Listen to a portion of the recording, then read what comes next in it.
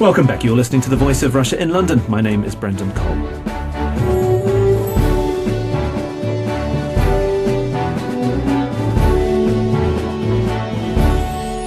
The pub is seen as one of those very British of institutions, an integral part of the fabric of every community. And many say pubs, which provide a meeting point for people, a focal point for the community, and even a repository of a place's history, are in terminal decline. More than half of the villages in the UK no longer have a pub at all, and while figures vary, it's said that between 30 and 50 pubs are closing in Britain every week. Those lobbying to preserve the pub are calling for more urgent action from the government. But last week, hopes were dashed that a controversial annual rise in beer duty would be reviewed in the Chancellor's autumn statement. It's prompted criticism that the government has missed out on an opportunity to create 5,000 jobs this year, and it could have gone some way in stemming the decline. The so-called beer duty escalator automatically increases taxes by 2% above inflation every year and is blamed for accelerating the decline of community pubs. Some say government policy focusing on tackling excessive and binge drinking is to the detriment of preserving pubs, which in many urban parts of the country are being overtaken by chains and people preferring to drink at home. What's the future of the pub industry? Are the drinking habits of Britons changing, and are we heading towards a future of chain pubs or pubcos? Or is it too late to save the local village pub? Well, to discuss this and more, I'm joined by Neil Williams. He's the communications manager from the British Beer and Pub Association, David Smith, who's economics editor of the Sunday Times, and Dr. James Nicholls, who's research manager at Alcohol Research UK and author of a book called The Politics of Alcohol, A History of the Drink Question in England. Thank you very much for joining me here today on The Voice of Russia, gentlemen. First of all, the duty escalator, it wasn't rescinded, it wasn't even considered. What was your reaction to that, Neil? Well, as you say, it's very, very disappointing. We had a large group of MPs in Parliament calling for a review as soon as possible of the beer duty escalator, and that hasn't happened. Since 2008, in March, we have seen the duty increase on beer of 42%, which is a totally unsustainable level, and that hits pubs particularly hard because beer still remains the drink of the pub. It's also very bad for employment and jobs because it's a more labour-intensive industry because it's served in pubs. It has a knock-on effect in terms of job creation, and that's why I think you mentioned 5,000 jobs every year are dependent on the beer duty escalator not being implemented. So very, very disappointing, but we won't give up. We will keep making the case for a freeze in beer duty in the budget. David Smith, did it come as any surprise to you? I mean, we had the freeze on duty for petrol, for instance. Beer, a slightly different thing, but it could have gone some way in boosting British business, a very British business, in fact. Yes, and if you're looking for positive headlines in the tabloid newspapers, freezing fuel duty was one thing. A cut or a promised cut or a freeze on beer duty would also have generated some positive headlines. I think the difference between the two is that the fuel duty one was obviously seen as a higher priority. If anything, the impetus for freezing that was stronger than the freeze than doing something on beer duty. But it is a problem. It's a huge problem for the pub industry. And what's happened over the past 5 years is a change of stance. Before that, governments seemed quite responsive to the idea that by increasing duty on alcohol and particularly on beer, you were pricing pubs out of the market. You were making it easier for people to get beer on the Calais run from France and so on. But there has been a shift now. They've obviously decided that you can push this. I suspect they are pushing it a bit too much in terms of the increase in duty. It was brought in under the Labour administration, and I mean, from your perspective, James Nicholls, it seems to be working because it is actually impacting on the way people drink, the way they consume alcohol. Well, I think that was one of the stated reasons why it was introduced. And I think one of the problems that the government faces at the moment is that while there are still concerns over issues around public drinking and public disorder, the beer duty escalator is a difficult one to cut in that context, even given the counterclaims that it's targeting British business. Under the Labour government, I think what happened was that at the time that it was introduced, there was widespread concern, particularly about public drinking, and I think there was a sense that the pub or the bar, particularly high street bars in city centres, were places that needed to be tackled, and the beer duty escalator seemed to be one of those ways of saying that the government was doing something to target pricing and to target cheap alcohol. The question is whether beer was ever really the root of that problem, or whether other kinds of drinks were the ones that were more associated with the problem drinking that we're seeing on our streets.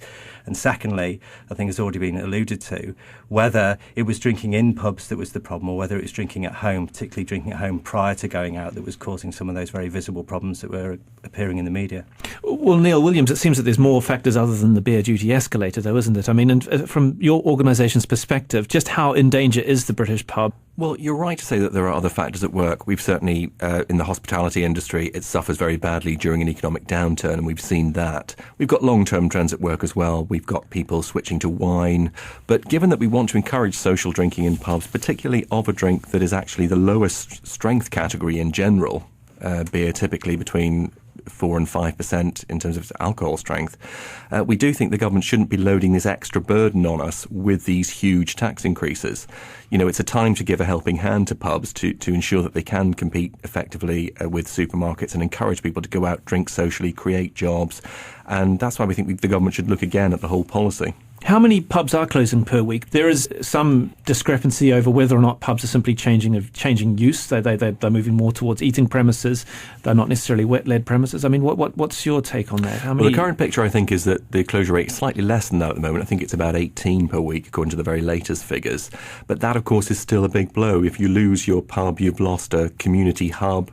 And if you can't go out and walk to the nearest venue to enjoy a social drink, I think it's something about local life that's being lost. So while the rate isn't as high as you suggest, it's still a major problem. We don't want to lose more pubs.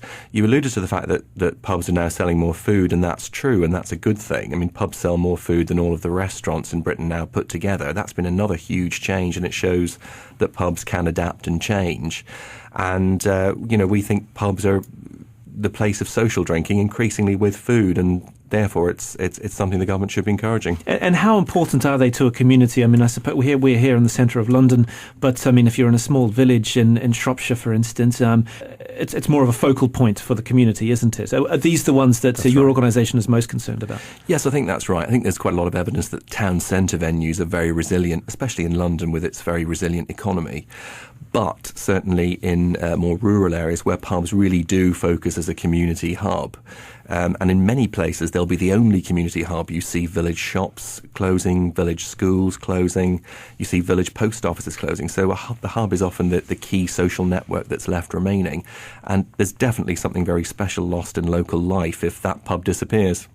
James Nicholls from Alcohol Research UK, the idea of fewer people going to the pub, is this meaning just a shift in drinking habits? If you look over the longer term, that's certainly been the trend. There's been a trend towards more drinking at home, towards more wine consumption, towards more wine consumption in the off-trade. There's a long-term historical move away from alcohol consumption taking place in the pub as the primary location for drinking. That's a long-term trend. I think that now, when you see increasing reductions in pub numbers, that doesn't necessarily mean that people are drinking less because there's so much drinking going on at home. And it also doesn't mean that people are necessarily drinking more in pubs because there is this issue of people going out later because pubs, especially town centre pubs, are tending to open later and close later. People drinking before they go out. The actual volume of alcohol consumed, if you look at it in units terms in particular, as opposed to the pure the number of pints, isn't a reflection of how many people are necessarily in pubs or what time or how long they're spending in pubs, because people can have drunk a fair amount before they get there. But Britons are drinking less than the EU average, aren't they? They're drinking less than they did 20 years ago. Would that be fair to say? Britain's overall consumption has never been at the top of the EU table. This is one of those things that people tend to a misconception about British drinking.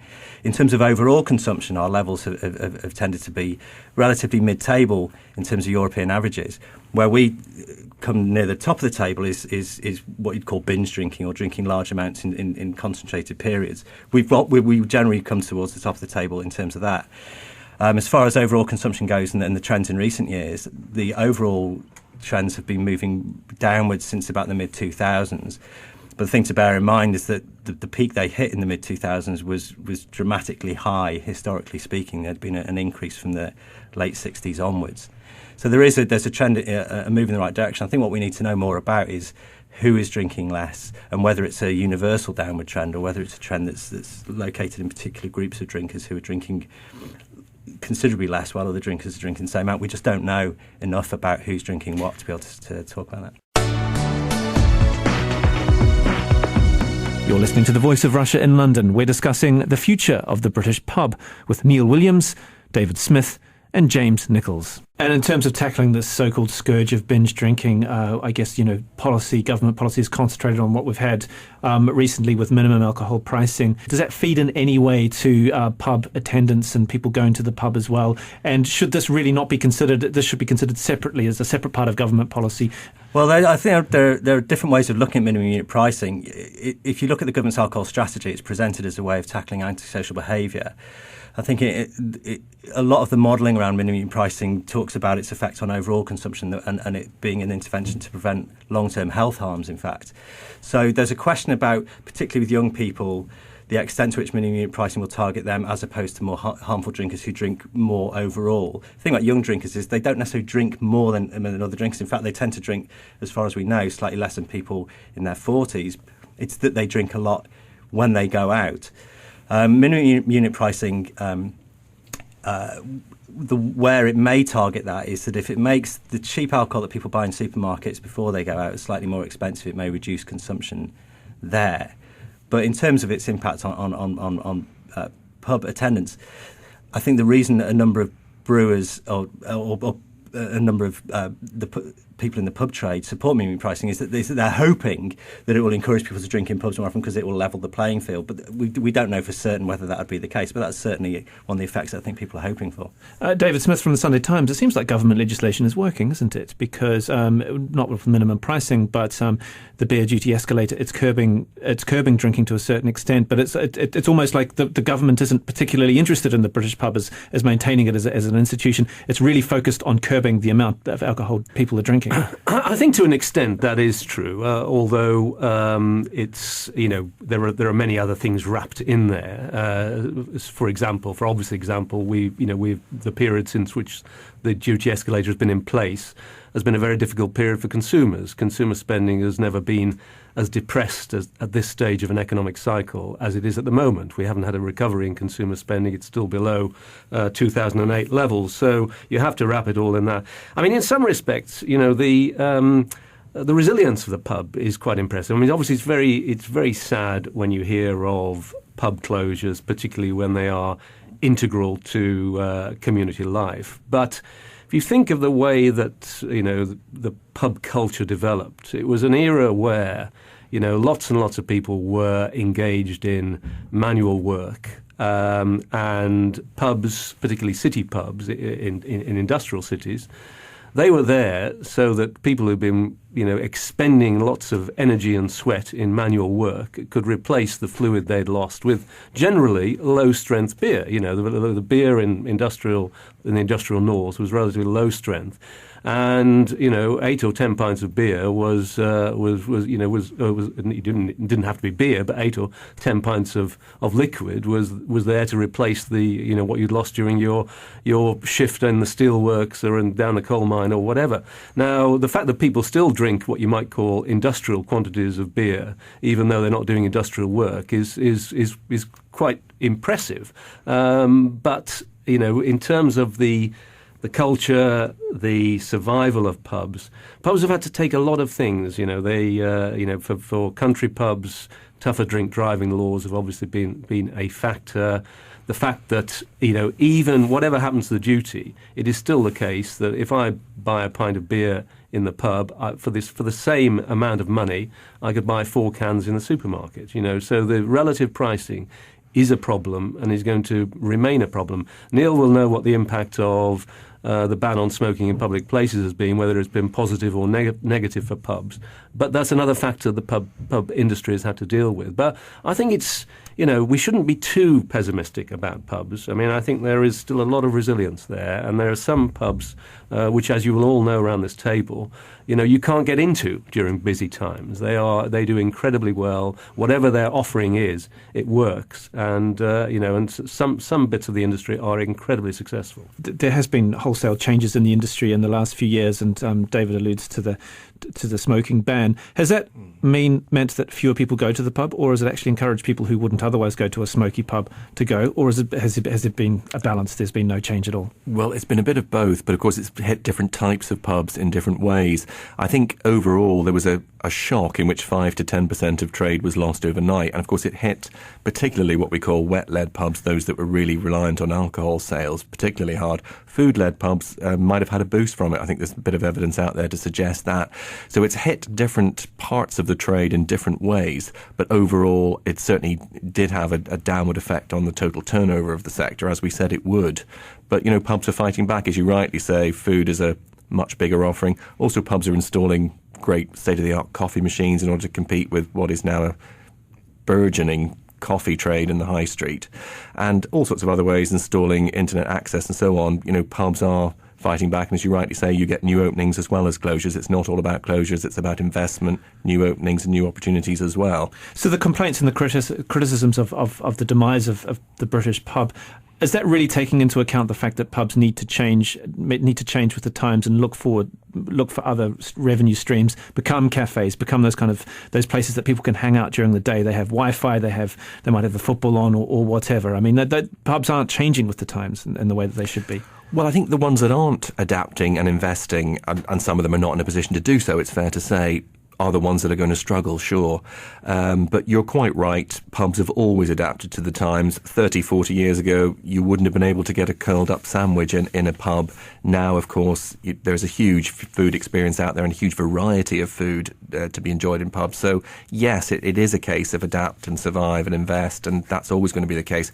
You're quite right to highlight we still have 50,000 pubs. It may be well down on the 60,000 that we had 10 years ago, but still a huge part of Britain's social life and the high street and local communities. But as David Smith mentioned, I mean, the history of the pub, and obviously, in Victorian times where the worker after a hard day's work would go and possibly mingle with people not of his own class, of a higher class. It was a real community outlet. But Britain has changed completely like that. It's very multicultural, and do you think pubs are staying modern enough? Are they keeping with the times, or should we look at them as some kind of a repository of history, a tourist attraction almost, and they need to be preserved in the way that historic buildings are preserved? Well, I think there's certainly room for both types of pubs. You've got very, high street venues that are very modern, but certainly if you ask tourists, one of the first things they always mention is the British pub when they come